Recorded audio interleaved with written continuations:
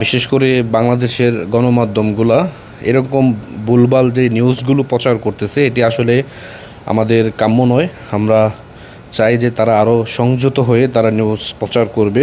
আপনারা ইতিমধ্যে জানেন যে মাননীয় প্রধানমন্ত্রীর আলোচিত একটি ঘটনা, সেটা হচ্ছে পদত্যাগপত্র, যেটি কিনা ইতিমধ্যে বিশ্বের কোথাও কোনো দেশকে এখন পর্যন্ত বাংলাদেশ দেখাতে পারেনি।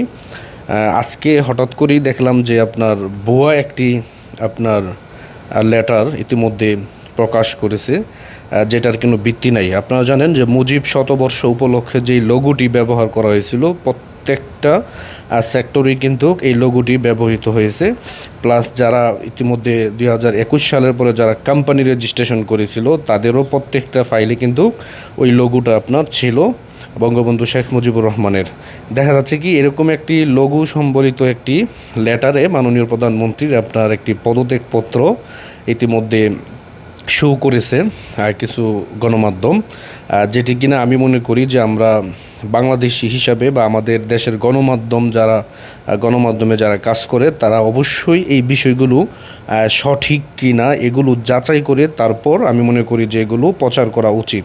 কারণ মাননীয় প্রধানমন্ত্রী পদত্যাগ করে নাই, এটাই সত্য, এই কথাটা বলতে তো কোনো বাধা নাই, বা বাংলাদেশের কোনো মিডিয়া এখন এগুলো বলতেছে না, ভাবতেছে যে হয়তো প্রধানমন্ত্রীর ক্ষমতা শেষ, আমরা এগুলো এখন বলি লাভ কি। আর ভাই না, প্রধানমন্ত্রীর ক্ষমতা এখনও শেষ হয় নাই, কারণ রাষ্ট্রপতি রয়েছে, রাষ্ট্রপতিকে নিয়োগ দিছে কেডা? মাননীয় প্রধানমন্ত্রী। বুঝতে হবে বাংলাদেশের প্রত্যেকটি সেক্টরে কিন্তু মাননীয় প্রধানমন্ত্রীর লোক রয়েছেন। তার মানে এই না যে সত্য কোনো দিন কিন্তু চাপা থাকে না, এটি কিন্তু প্রকাশ হয়। আপনারা যে এখন পর্যন্ত ওনার কোনো বৈধ পদত্যাগপত্র এখন পর্যন্ত দেখাতে পারেননি, এটি কিন্তু বাংলার জনগণ তারা কিন্তু ইতিমধ্যে দেখেছে এবং কি তারা প্রমাণ পেয়েছে। আর বিশেষ করে এই সরকারই কী বা বৈধতা পায়?